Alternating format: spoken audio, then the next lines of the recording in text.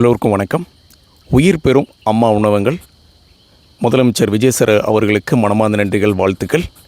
சென்னையில் மட்டும் 383 இடங்கள்லையும், மற்ற நகராட்சி மாநகராட்சியில் 237 இடங்களையும், மொத்தமாக 620 இடங்களில் அம்மா உணவகங்கள் மறுபடியும் உயிர் பெறுகிறது.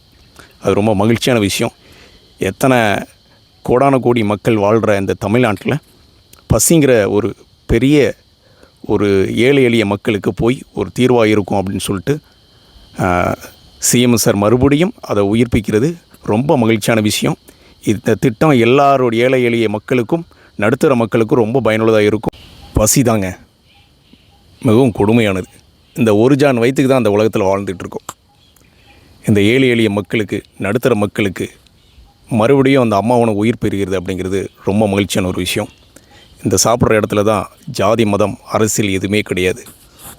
எல்லோரும் ஒரு இடத்துல கூடி சாப்பிட்றதுங்கிறது ஒரு மகிழ்ச்சியான விஷயம்.